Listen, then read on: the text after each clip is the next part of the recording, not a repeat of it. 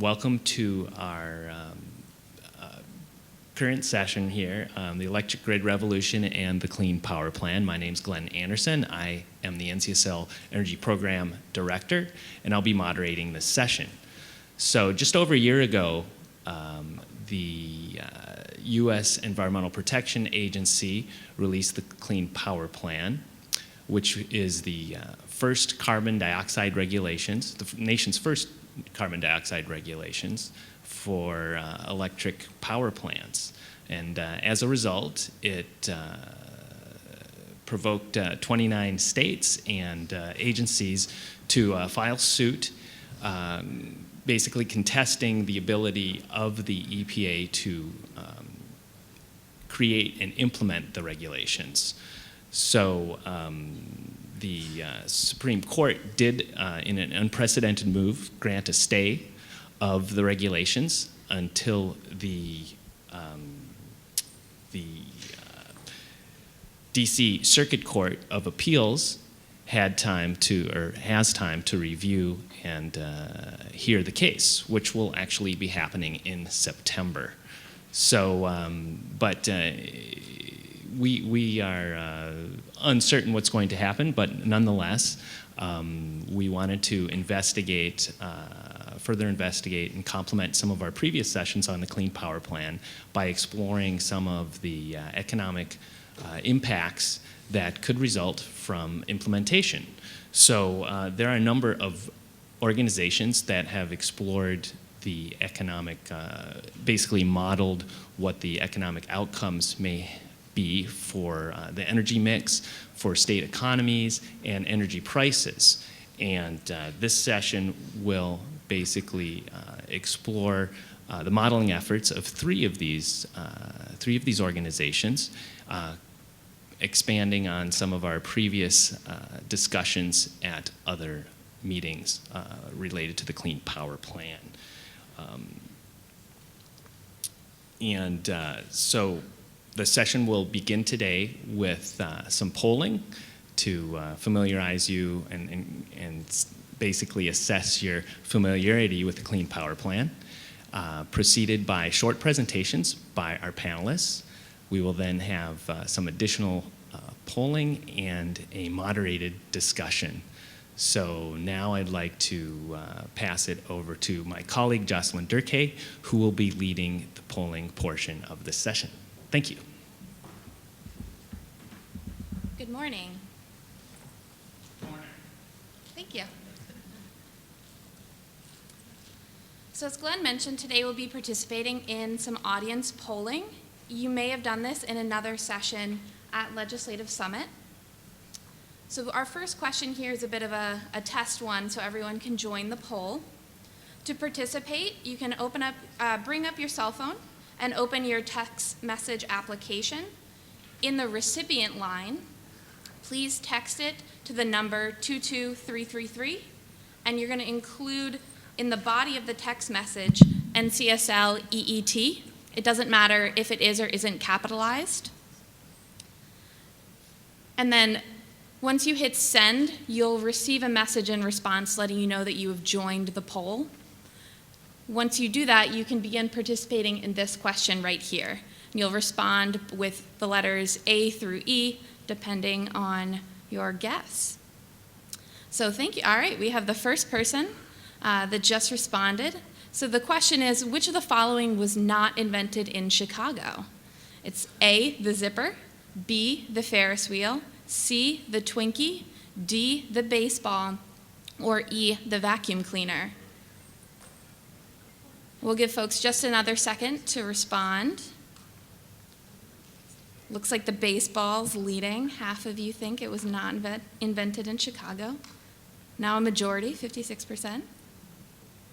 All right, so most of the room is correct. The baseball is the item here that was not invented in Chicago. So now that everybody has joined the poll, we can begin some of the more salient questions here. And as you can see, the poll updates anonymously and instantly. So if you please respond to this, how would you rate your understanding of EPA's Clean Power Plan?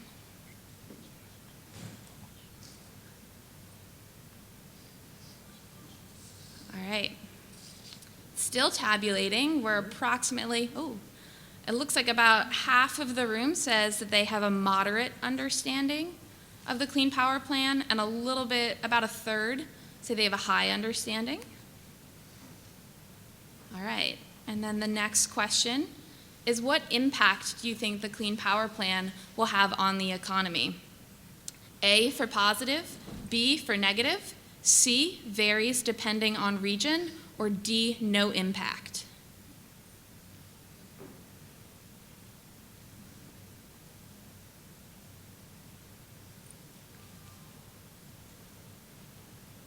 All right, looks like our lead answer is C, varies depending on region, which now just tied up with positive, both at 40%. And then for the final question in this sequence, if the Clean Power Plan advances, what do you think is the largest or biggest challenge to implementation? A is grid reliability, B is creating a multi-state market for carbon credits, C is preventing rate increases, and D is addressing job and economic development impacts. All right.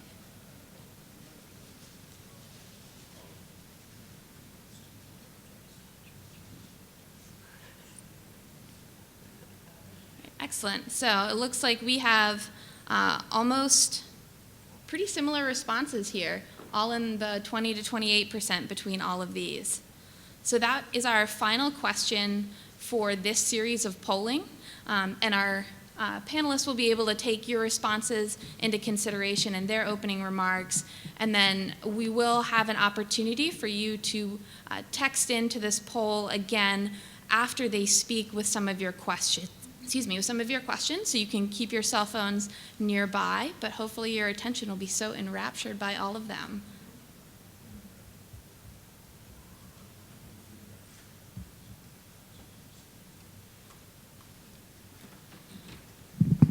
All right, thank you so much, Jocelyn. Our first presenter is Francisco de la Chesney from the Electric Power Research Institute. He's a senior project manager in the Global Climate Change Program. He has both domestic and international climate change issues included in his research portfolio. On domestic issues, his work focuses on modeling of the U.S. electric power sector and energy system. Prior to joining EPRI, Mr. de la Chesney was the chief climate economist at the U.S. Environmental Protection Agency, a lead author for the Intergovernmental Panel on Climate Change's fourth assessment report, and served as the U.S. government's lead technical expert on long-term economic and emission scenarios. So let's welcome Francisco de la Chesney.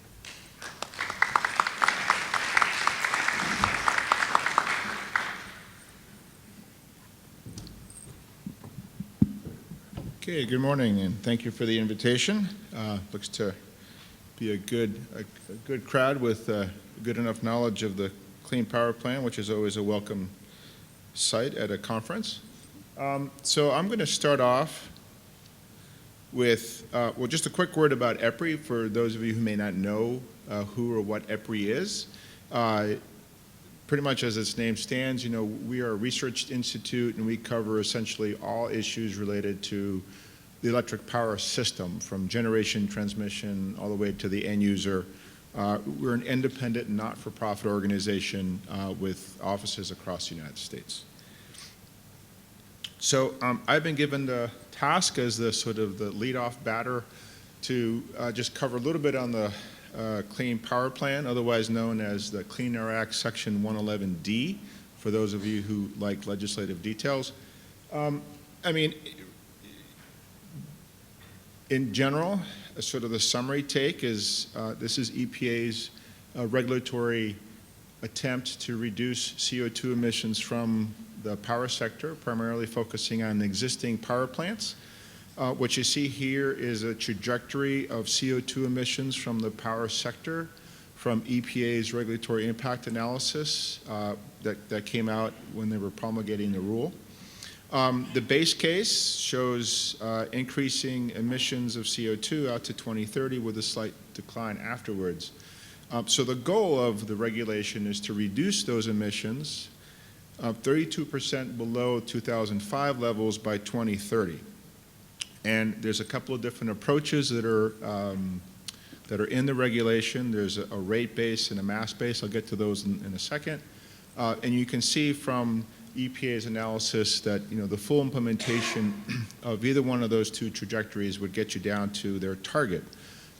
There's a slight potential increase going forward that has to do with the fact that the rule, the Clean Power Plan, primarily targets existing coal plants. And so you have to look at other new generation options going forward to see what happens with the total system.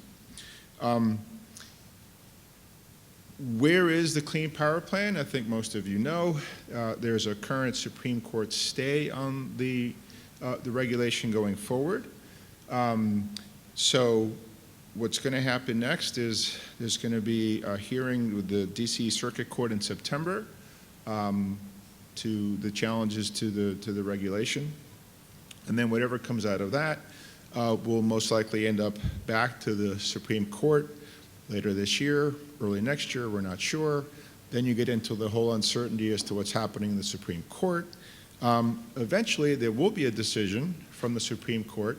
And I guess the most certain thing you can say is that then a new EPA in the next administration will be the one that will have to address whatever decision comes out of the Supreme Court going sort of forward from 2018 and beyond.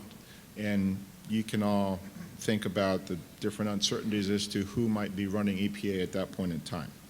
So a little bit of uncertainty going forward, which is not the best thing for the power sector in terms of making investment decisions and so on.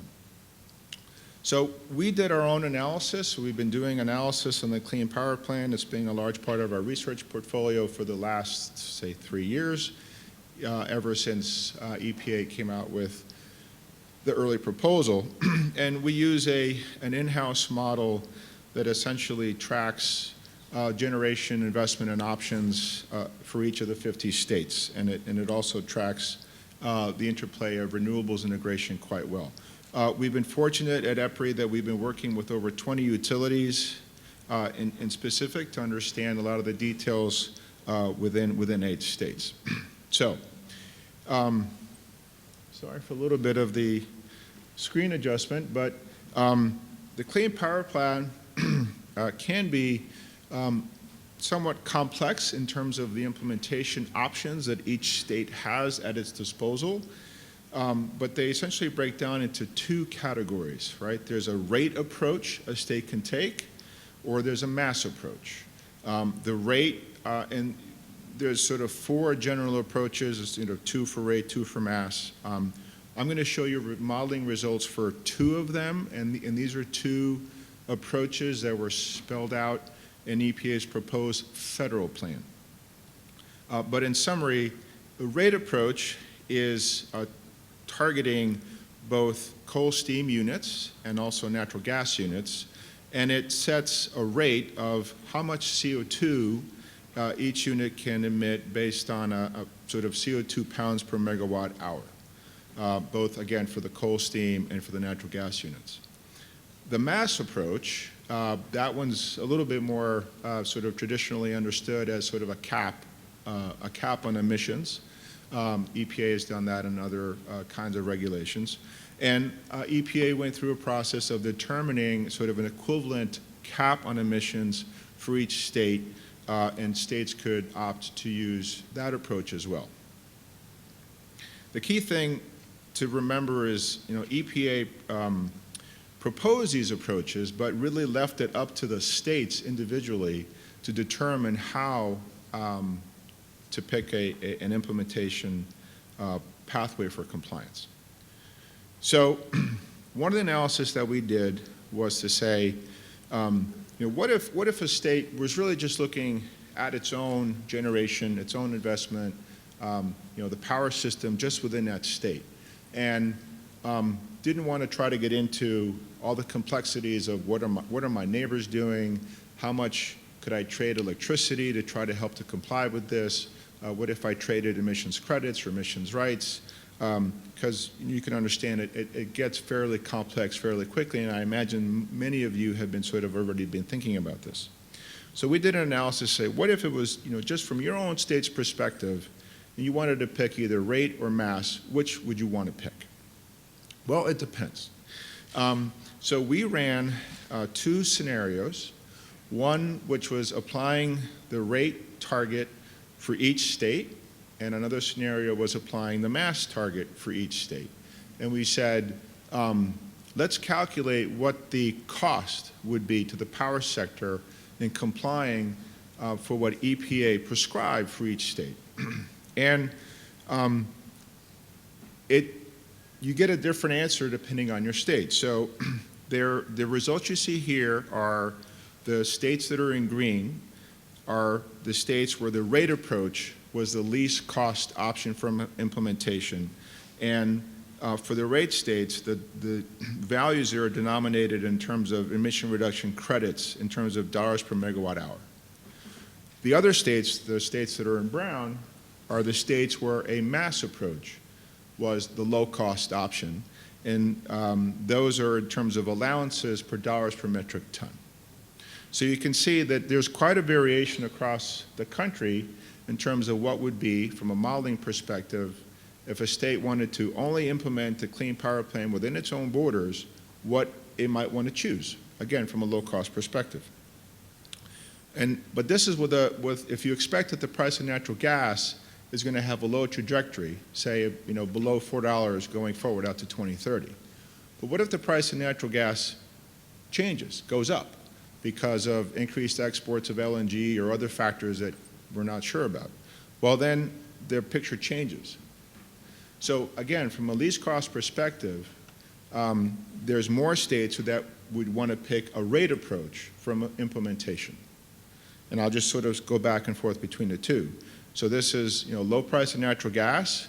This is a low cost perspective. If the price of natural gas happens to be higher than, say, $5 going forward, then it changes. So the price of natural gas is one of those really important key variables that would have an important determination as to what the least cost approach would be on an individual state. So this is just an example of some of the complexities that we've picked up in trying to evaluate the Clean Power Plan from a state perspective. And here's some of the other key takeaways. Is that there's also the market to take into consideration. What are your neighbors going to do? Is your neighbor going to go on a rate-based or a mass-based approach? If you want to trade with your neighbor, you have to sort of have an understanding of that, because you may only be able to trade a mass approach to a mass approach. And there's some options about maybe trading rates and mass and rate approaches, but that gets even more complicated.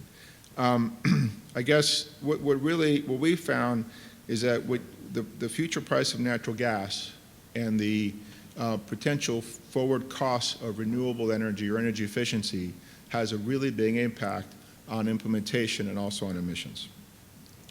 And I guess I'll wrap it up with that.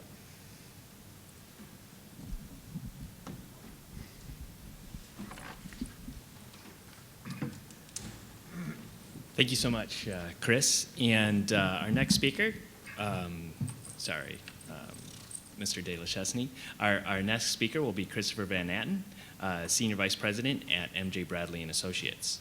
MJ Bradley & Associates provide strategic advice on air pollution regulations, energy policy, business strategy, and climate change policy with focus on electric and natural gas industries. For more than 10 years, Chris Van Natten has worked with the Clean Energy Group, a coalition of electric power companies committed to responsible environmental stewardship, evaluating and responding to environmental and energy policy issues. So let's welcome Chris Van Natten.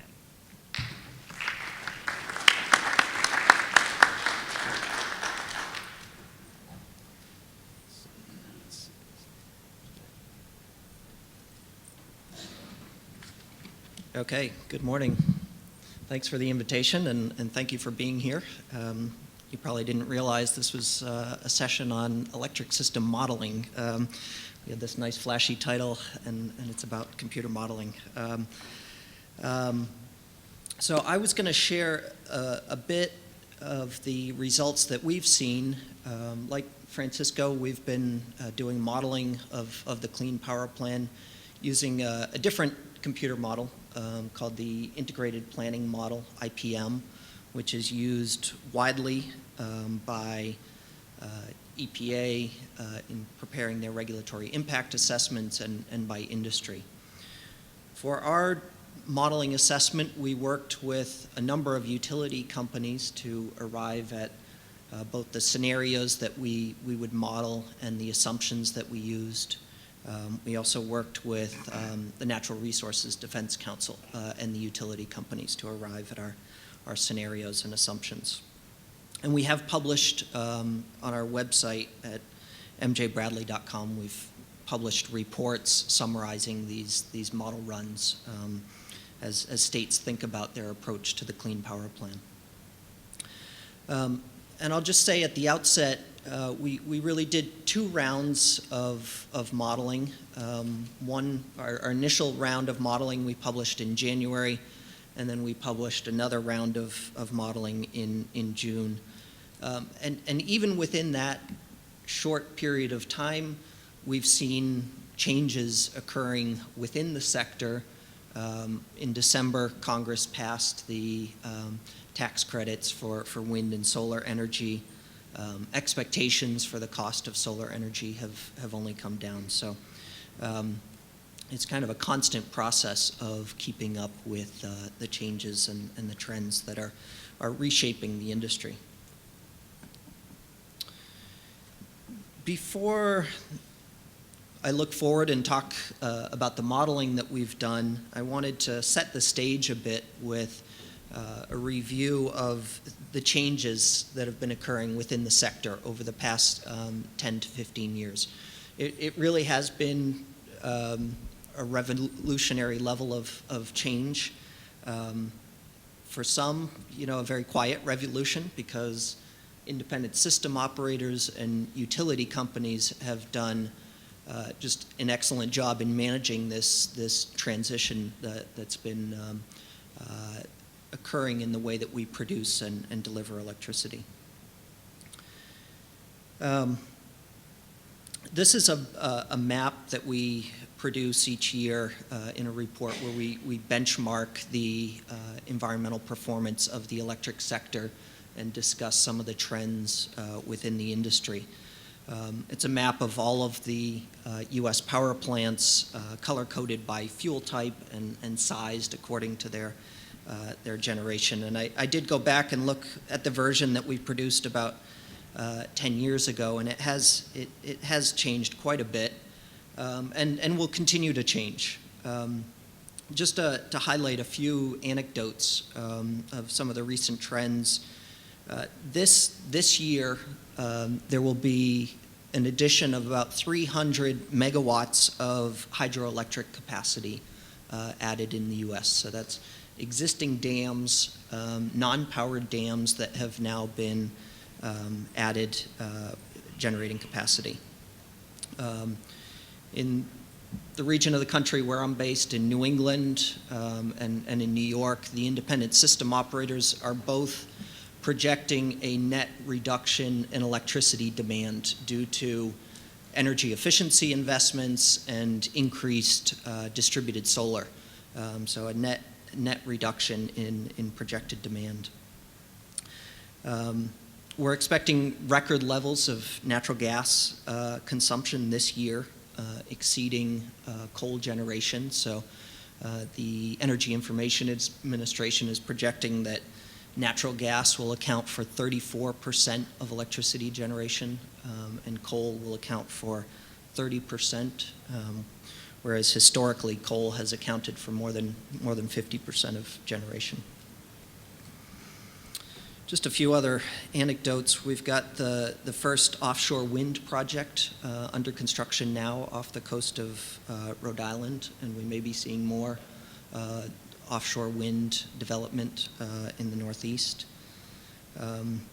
We had the first new nuclear unit come online this summer in a long time, the TVA Watts Bar unit.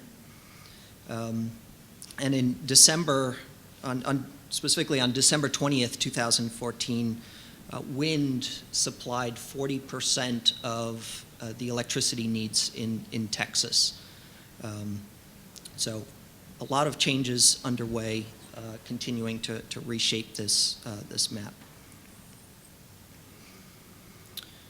Within that same report that I mentioned, we track the trends going back to 2000 in generation and emissions. And really the major change over that 15-year period has been a doubling of the amount of gas-fired power generation. Renewable energy generation within the country has increased 50%. Coal generation has declined about 30%, while nuclear generation remains roughly flat. Those are not absolute levels of generation, so those are indexed to the year 2000 to highlight the trends and the changes over time. The result of that has been a 15% reduction in CO2 emissions from the industry. As a result of these trends, plus the retrofit of pollution control equipment, NOx and SO2 emissions are 75% and 80% lower than they were in 2000. And total generation across that time period has increased modestly. Demand growth within the electric sector has been modest and as I mentioned, in some regions actually declining. Another indicator of the historic trends, you see this is the annual capacity factors by technology type. So this is an indication of the average utilization rates of nuclear, coal, natural gas, hydro, and wind. And the major change there has been a decline in coal plant capacity factors and an increase in natural gas-fired capacity factors. So roughly at similar levels. And that's on top of, there's been about a 15% decline in coal capacity since 2010 as a result of retirements. And then the remaining units are operating less at about a 55% capacity factor. All of this is really low price of natural gas has been driving a lot of these trends. That low demand growth for electricity that I mentioned. And when you combine that with growth in renewable energy generation and natural gas generation, we see more competition for a shrinking or at least not significantly growing slice of the pie. We see lower emissions and lower wholesale power prices as a result of those low gas prices. So I mentioned the modeling that we released, and I'll just run through two slides highlighting some of the key outcomes of that modeling. We used an economic dispatch model of the entire U.S. and modeled a wide range of policy approaches to the Clean Power Plan. As Francisco explained, there are rate-based options and there are mass-based options. And here I'm highlighting the projected allowance prices in the top table under the mass-based approach, where both new and existing sources are covered by the program.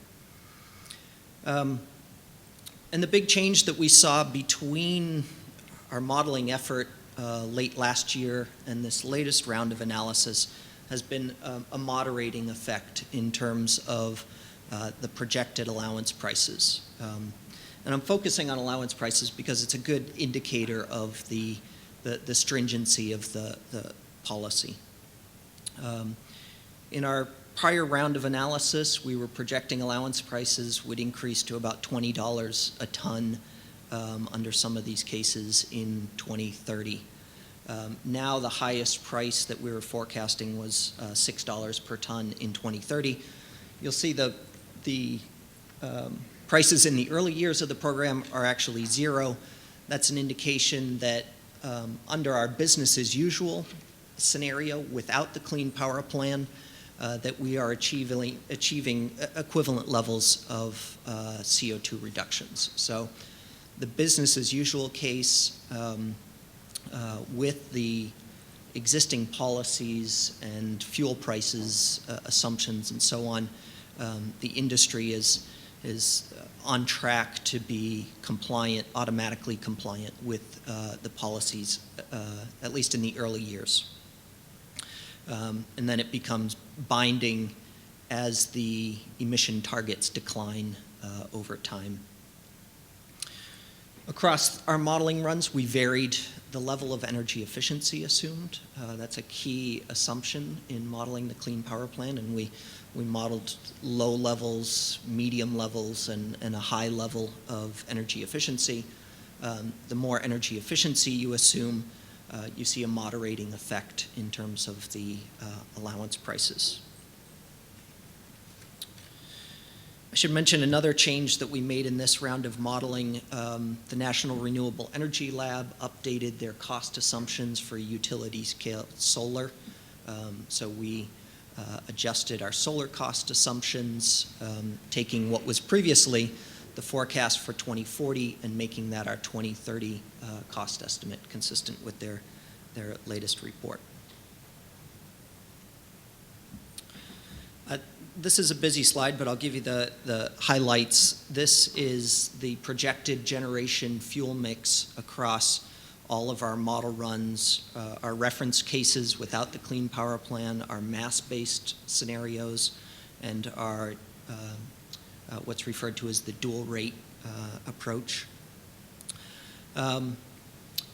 You can see that the projected generation mix does vary depending on the policy approach applied within the modeling and depending on the level of energy efficiency assumed within the model. Generally, you see about a 18% reduction in coal generation relative to the reference case scenario. Gas generation is similar to the reference case without the Clean Power Plan. We see more nuclear generation and more nuclear capacity retained within the system when the price of carbon is higher. So that added $6 per ton carbon price keeps some of the nuclear capacity online that would otherwise be retired by the model on an economic basis. And renewable energy generation is roughly similar between the reference case and our mass-based policy runs. It's slightly higher under the dual rate scenarios. The reason for that is really the driving factor for the development of additional wind and solar capacity is the Congress's decision to extend the production tax credit and the investment tax credit. So that drives, really before the Clean Power Plan even gets underway in 2022, additional wind and solar capacity added to the system. So overall, creating a lower carbon system and moderating the projected allowance prices. So I will stop there and glad to take any questions. All right, thank you, Chris. We will hold the questions till we have our moderated discussion in a few moments. So our next speaker is Kari Bennett. And she is the Executive Director of External Affairs at the Mid-Continent Independent System Operator, a not-for-profit, member-based organization providing an essential link to the safe, cost-effective delivery of electric power across all parts of the 15 U.S. states and Canadian province of Manitoba. Prior to joining MISO, Ms. Bennett was commissioner at the Indiana Utility Regulatory Commission and has served as policy director for environmental and natural resources for Indiana Governor Mitch Daniels and as general counsel of the Indiana Department of Natural Resources. So let's welcome Kari Bennett.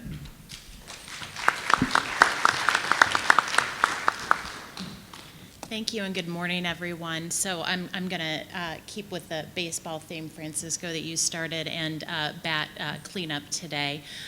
What I want to do this morning is provide a little bit of a regional case study and focus in on electric grid reliability, which was one of the areas of concern or challenge that we identified in the polling at the beginning of this program. So providing that regional perspective, I'll start out by explaining what MISO is and what it does. The easiest thing to start out with is to say what we don't do. We don't own any electric generation, no power plants, nor do we own any electric transmission. What we do instead is we balance the demand and the supply across a large region of the country, and we try to make sure that we are doing that to accomplish two purposes. One, make sure that there is electric system reliability, and two, to make sure that we are doing that as efficiently as possible. So the whole idea is for all of the utilities that are members of organizations like MISO, it collectively brings down the costs that are associated with electric production. We care about the Clean Power Plan and other environmental rules not based on the policy or the compliance objectives, but much more focused on the impacts to the electric system, so that grid reliability that I was talking about. The stay of the Clean Power Plan was a surprise to a lot of people. Most of us didn't see that coming. We asked ourselves the question of, well, does the stay of the Clean Power Plan change everything? We were embarking on an intensive modeling effort of the rule. Or does it actually really not change much at all? So from a legal and political standpoint, the uncertainty associated with this rule was not lost on us. Of our 15 states, 12 of them are challenging the rule.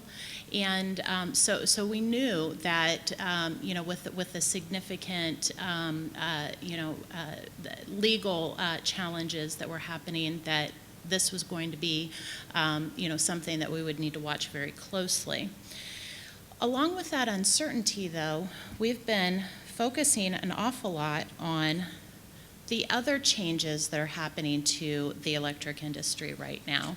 So regardless of whether there is a Clean Power Plan and the time that the Clean Power Plan or some other carbon rule may come into play from a national standpoint, we already know that we're in a period of great transition for the electric industry. We had a period for a couple of decades of relative stability. In our region in particular, we had a lot of extra generation, so it was very easy to manage the system overall and maintain reliability using relatively low-cost resources. What we've seen now is a lot of new pressures that are causing the system to change quite a bit. And so I'll highlight some of those because I think that ends up playing into how we think about the impacts, potential impacts of the Clean Power Plan.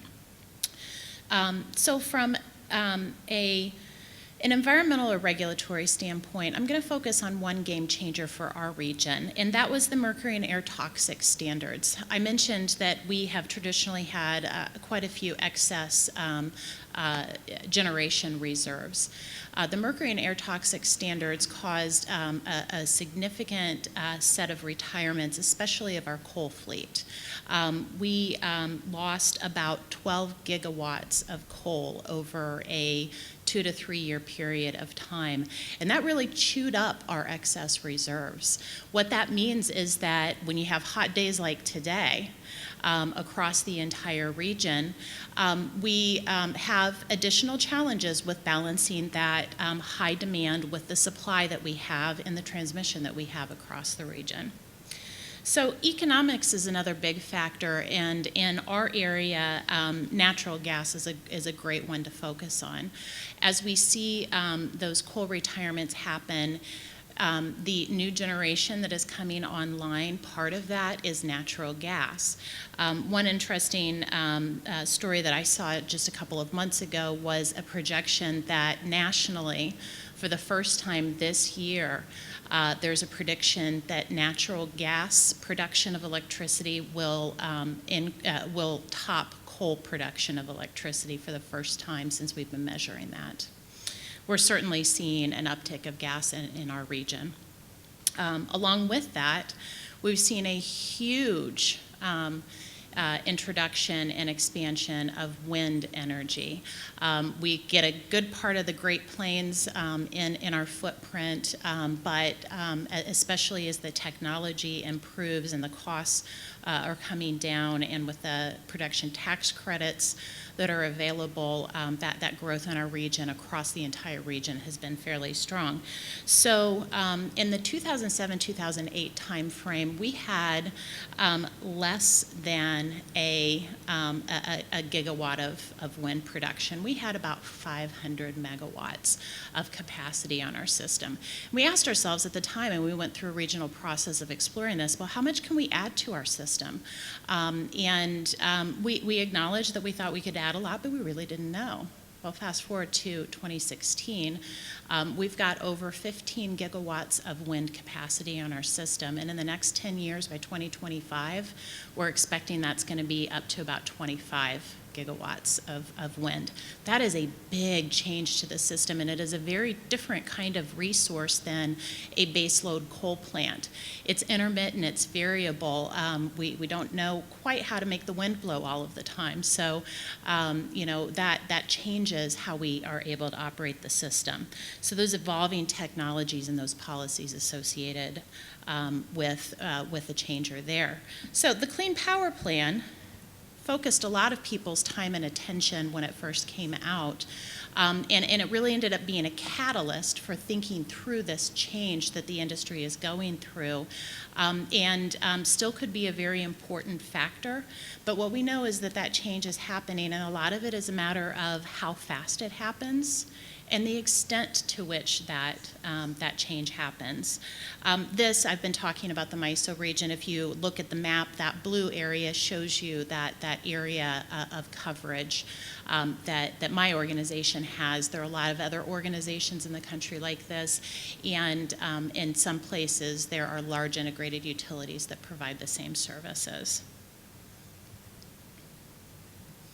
So I'm going to just tee up a little bit about modeling, because I think our discussion is going to maybe get into this a little bit more. Like many organizations, we have done modeling of our region. We do that for the benefit of our state policymakers, to provide them with an additional source of information as they assess all of their potential compliance options. We also do it so that we have a good understanding of what our system as a whole could look like under a variety of scenarios that could come about through Clean Power Plan compliance. We, in our modeling, focus, not surprisingly, on the impacts to the production of electricity. And so one of the things I think we'll talk about here in a couple of minutes is the different types of modeling and purposes of modeling, and how you can take a look at those and try to figure out what they all collectively mean for compliance decisions. So, high level, some of our results for our region. It looks like if states band together from a compliance standpoint, that ends up collectively being less costly than a state-by-state compliance approach. Our rate to mass comparison, A lot of this depends on how the resource fleet changes in a state over a period of time. So we'll talk a little bit more about that during our moderated discussion. But the last one that I want to focus on is a recognition of the need for new investment in infrastructure.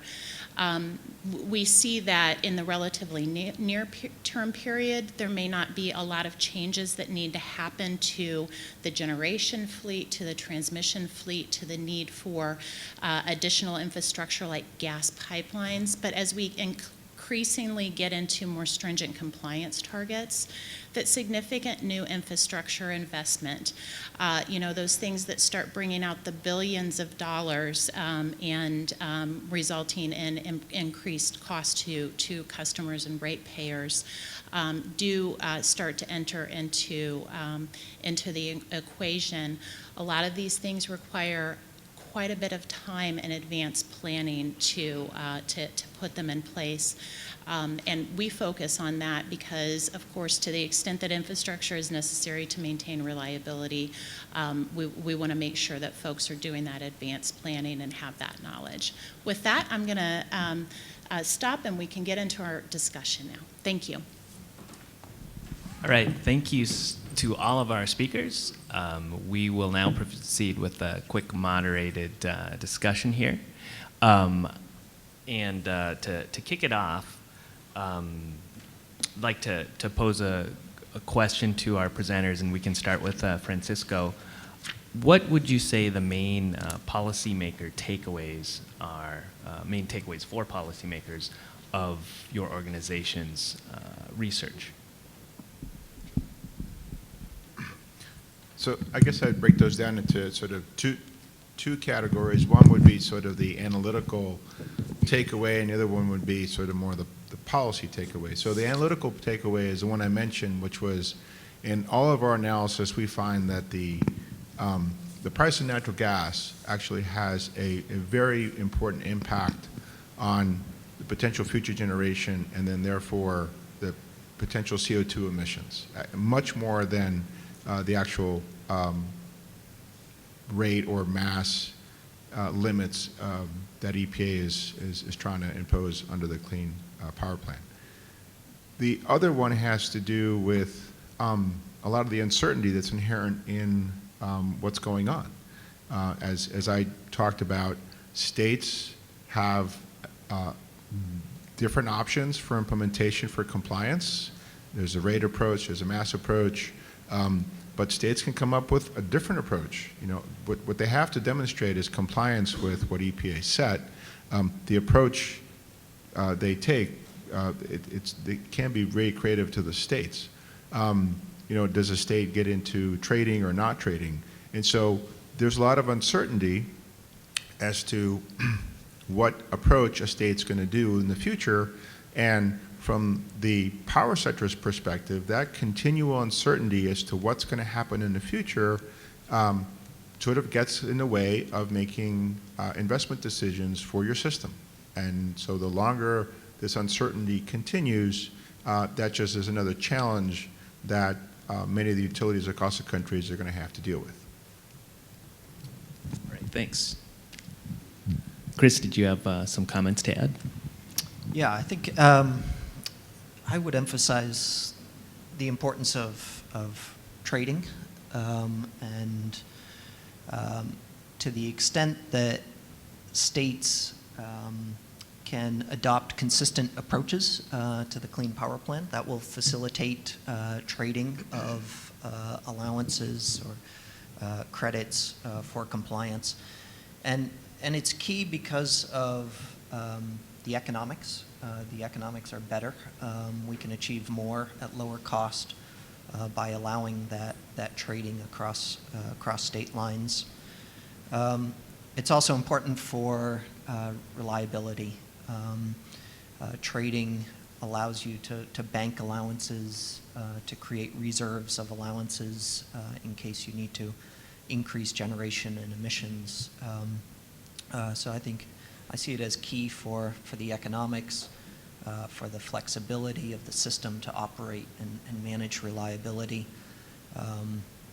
I should have emphasized with the scenarios that we were modeling, we were assuming nationwide trading of allowances. I think Francisco was showing an island type of scenario where each state was individually complying, and I think you were focused on a regional approach. But to the extent that we can extend that and adopt a trading approach, the lower the cost will be, and the better it will be for the system. So I'll just add to that because very good comments and things that were on my mind. This Clean Power Plan rule, possibly more than any other environmental rule, has such a broad set of implications far outside of the environmental compliance realm. We've talked about impacts to the electric system. There are a set of broader impacts to the energy industry as a whole. And so along with that, quite a bit of economic issues, whether it's dealing with the costs associated with the compliance, to dealing with job impacts and other sorts of considerations that will come along with this. I think the interesting part of this for policymakers is thinking through all of those factors together and trying to come up with some sound policy decisions with that long-term view. Making those decisions in the face of uncertainty is very difficult, but the one thing that we do know is that things are changing right now. So how do you grab a hold of those and try to make some decisions now with a view towards, even though we don't know exactly what the future holds, what can we do that will have the least regrets regardless of what options or what things face us into the future? Great, thank you. And I think one of the things that definitely was highlighted by Francisco was this rate versus mass cost difference and choices that states may have to make there. And different organizations, I think, have come up with different modeling and cost estimates on whether rate or mass is a better approach. And since this is such a critical decision for states if they're going to participate in a regional or national type of trading approach, how would you, I guess, describe those differences, why there are those differences between modeling projections on those costs potentially, and then with regards to states making those choices, how would you recommend they go about that if it could make a big difference in their ability to keep costs low? So one of the things I really tried to emphasize was that there is not a uniform answer to all the states. Each state needs to evaluate the Clean Power Plan and the different options. I only showed results for 2. Chris, you had, I don't remember how many scenarios, but yes, it's complicated, but you got to do the math. The appropriate state agencies, need to sit down with, different modeling teams, either in the state or, whoever they choose to work, and you've got to work through. At least there's 4 main different scenarios that EPA lays out. Some states I've heard are even considering maybe using a carbon tax and then doing something with revenue. Because again, the important point is that this particular statute, Clean Air Act Section 111D, the states are the ones that come up with a compliance approach. EPA lays out the target and suggests different options, and that's what they did under the federal plan. But it's really on the states themselves to figure out the best compliance. And so you've got to look at the 4 main pathways. Maybe a state has another 1 or 2, and adjust the key assumptions. And we've talked about the importance of the future price of natural gas. We've talked about the importance of regional trading blocks like MISO or PJM or in other parts of the country, you kind of have to go through that to then be able to make an informed decision, back to, within the state, with the state legislature and the state executives, and then back to EPA, because ultimately EPA has to approve what the compliance plan is for a particular state.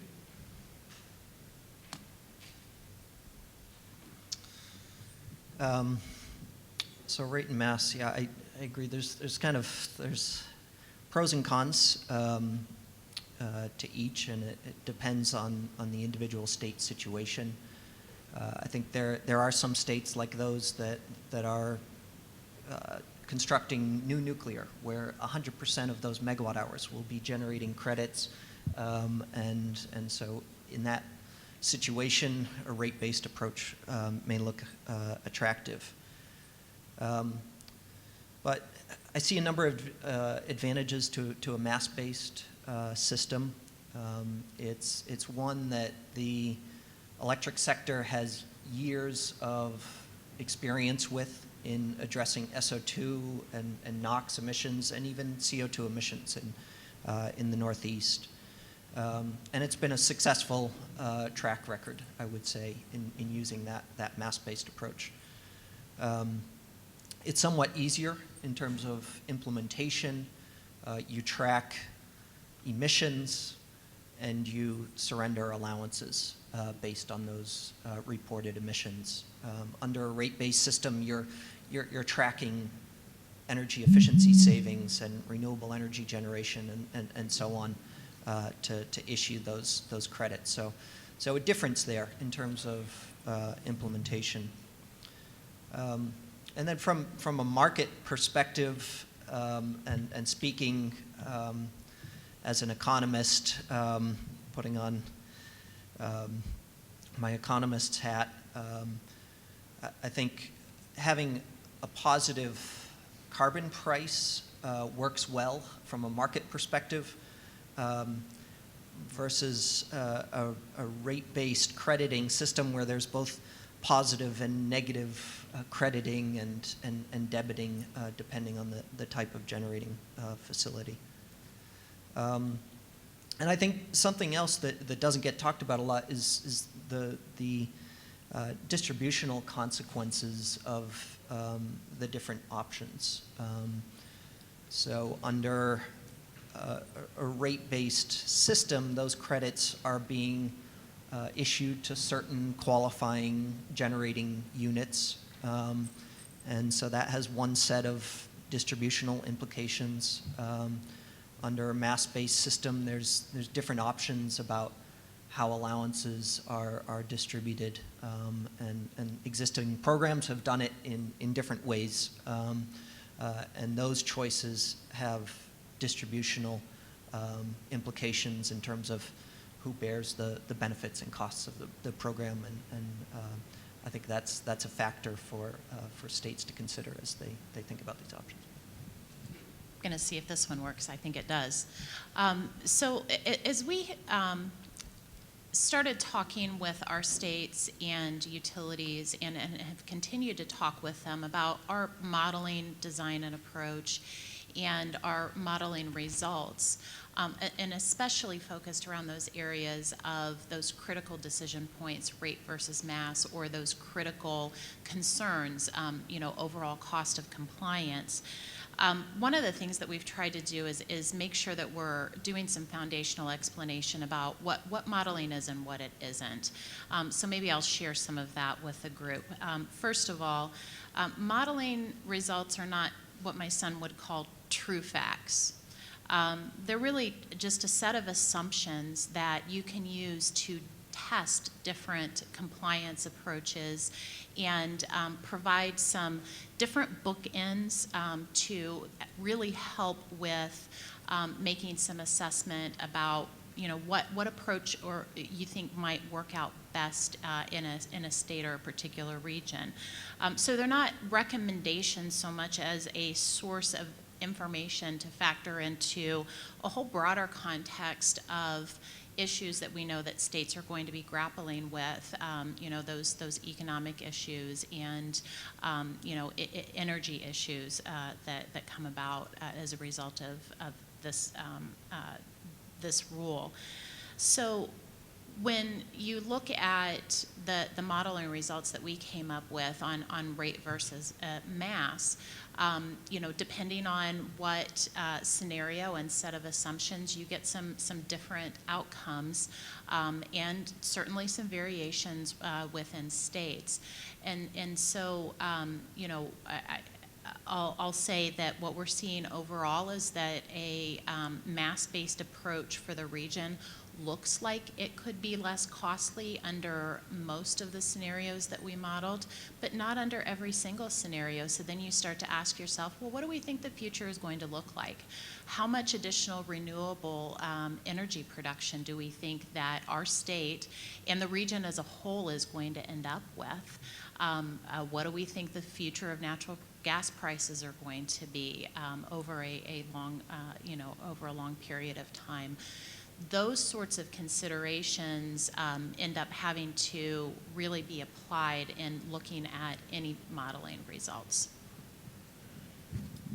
Thank you, Kari. And our next question, what state policies are likely to impact the cost of compliance? And I guess a second part of that question, what role is there for state policymakers? As we saw from that map, there was definitely a varied number of costs depending on the state. Was that related to those policies of the state or more to the resources that the state had available? So I'll start with the second part of that. So the results that we showed sort of took into account the renewable portfolio standards that sort of are announced, they're in place. They also took into account the extension of the production tax credit.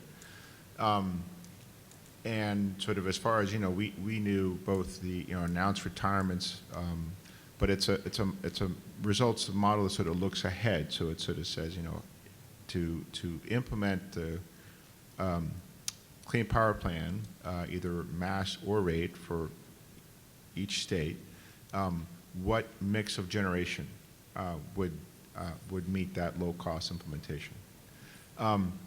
So to your question, though, it goes back to what can a states do to lower the costs? Well,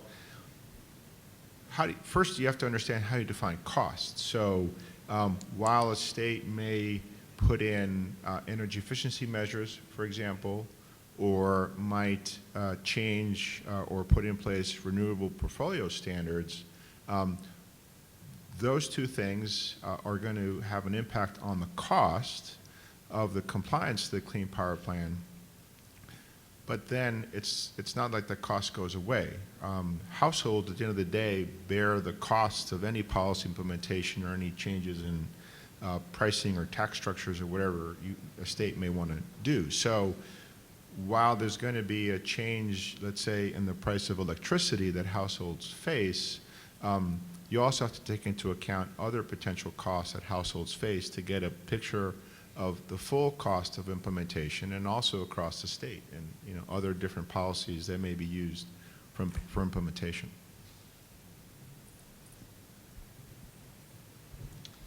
Yeah, we too modeled all of those state policies, the renewable portfolio standards, and then, as I mentioned, we assumed varying levels of energy efficiency as well. There are states that have energy efficiency standards and utility savings goals and so on. And we did see, just to focus in on energy efficiency, the effect of that, which we saw, was to moderate the price of allowances. So as Francisco said, those state programs and policies moderate the costs really assigned to the Clean Power Plan. The difference that we see between the business as usual case and then our CPP policy cases. So we saw higher levels of energy efficiency moderate the allowance prices. They moderate essentially the demand for the allowances as emissions are reduced.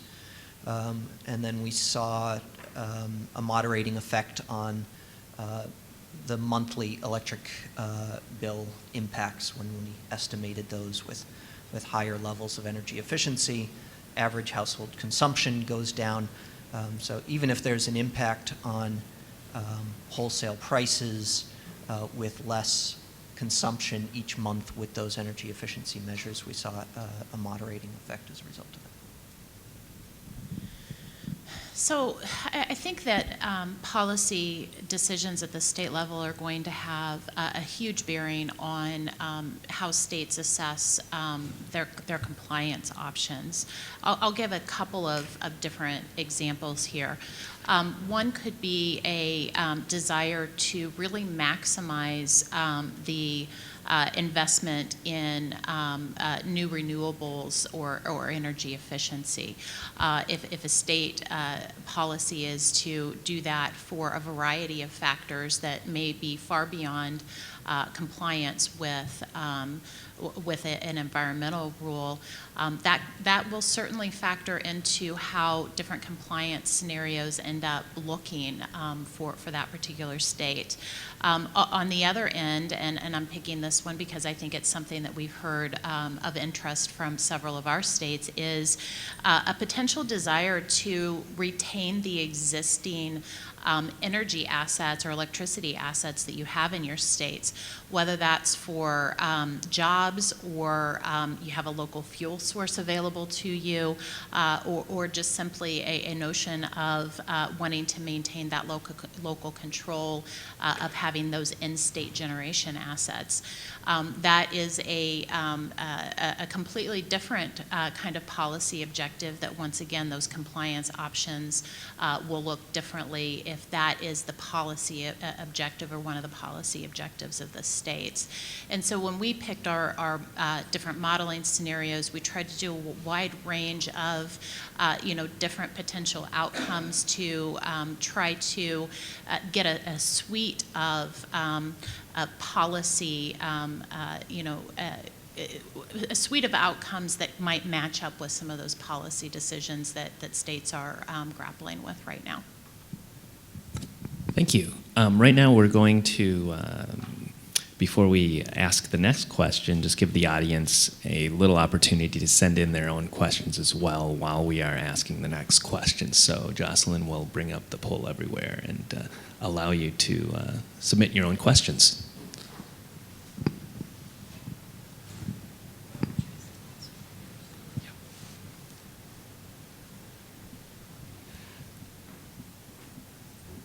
So, what would you say is the biggest challenge for states as they are looking to craft a compliance plan, and keeping in mind that our audience is state legislators, and what might be their biggest role and biggest challenge as they are trying to help their states meet this plan, if in fact it does pass muster the Supreme Court?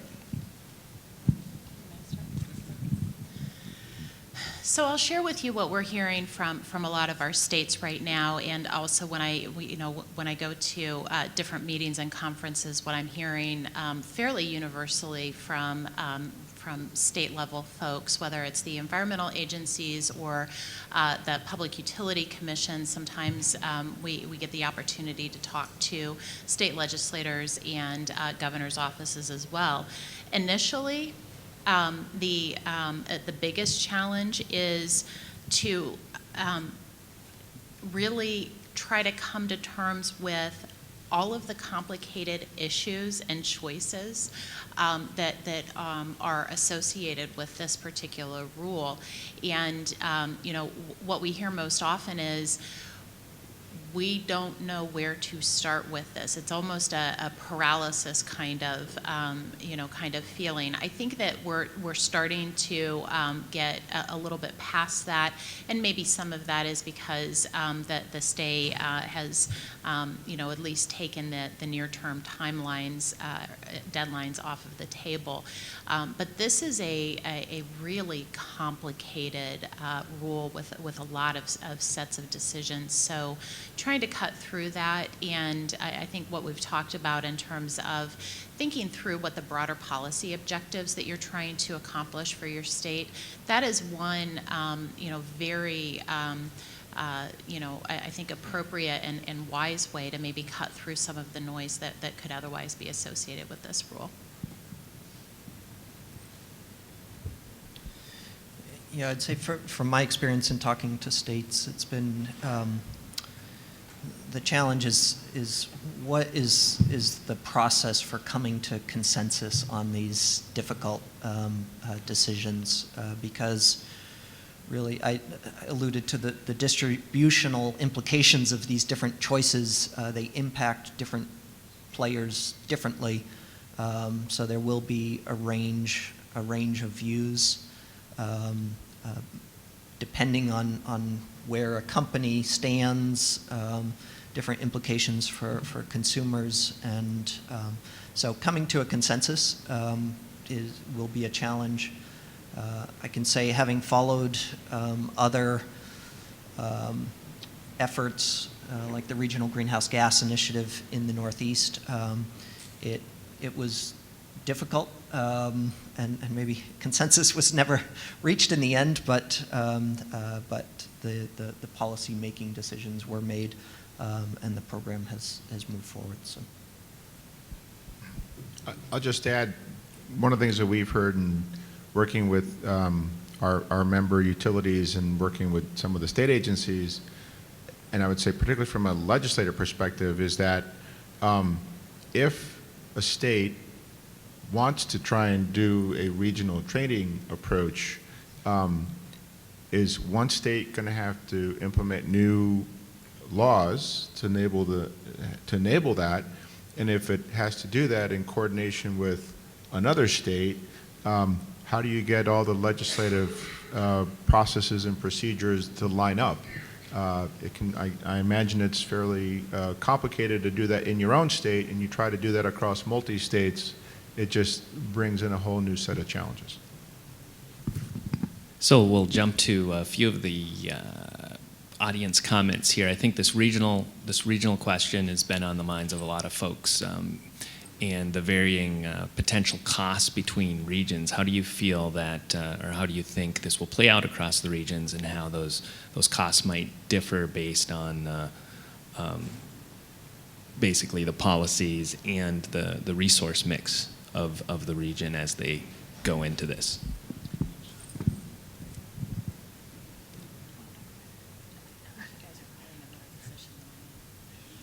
yeah, it certainly will vary from region to region.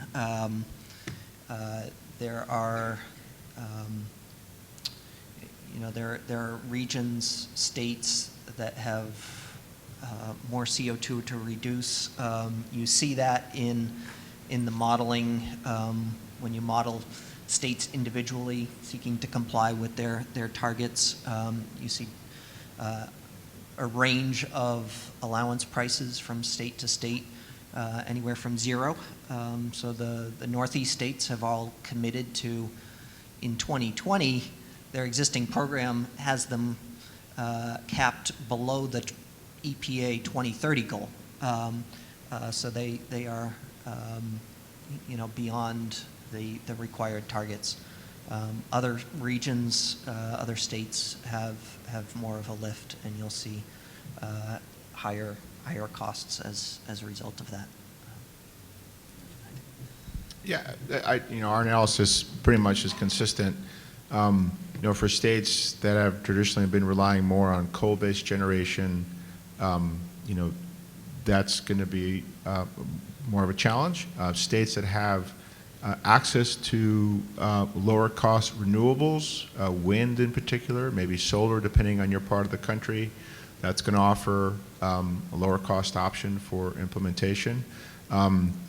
Chris mentioned the states, particularly in the Southeast, that have made the investment, already made the investment on nuclear power, and that turned out to be a good investment from the perspective of compliance costs, although nuclear power is facing challenges in other parts of the country. So, you have to look at, your regional mix of generation, but yeah, your price will vary depending on where you sit and what your generation mix looks like. Well, I think one of these questions is very relevant, and that's the one that just came in. Should the states continue to be planning during the stay, and is there a potential disadvantage for them if they have stopped planning, or what are your thoughts on that topic? That's a tough question, and I think that every state is probably going to have a different perspective on what they think is the best use of resources for this period of time. The one thing maybe I'll offer is, I mentioned earlier that 12 of our 15 states are challenging the rule. Several of those states, most of those states have stopped their official, stakeholder processes and work on developing compliance plans. But we do still hear that there are certain areas that they think, we can still spend some time thinking these issues through. Maybe we don't need to focus so much on the specifics of the Clean Power Plan, but we know that things are changing in this electric industry anyway, and maybe we should continue to think through things like long-term infrastructure needs, whether it's transmission planning, which is a process that we work with our states and utilities on, or thinking through other reliability kinds of impacts associated with it. So there may be some set of issues that make sense to take a look at, just because the industry is evolving quite a bit, and they could be helpful depending on what happens with the Clean Power Plan as well. Yeah, I don't have a lot to add to that, but to varying degrees, I do see states continuing to plan. There is plenty of material here to think through and analyze, so I see a real advantage in terms of continuing to think through these options that are available to states and how they plan to implement the rule. I mean, I would summarize it as, unless you think this is going to completely go away, it's good to get your homework done ahead of time. Great, thank you. We have time for one more question. So I will take the prerogative here to choose one of these that has not been answered yet. Could you comment perhaps on the CEIP and whether states should participate, and also define and describe what the CEIP is?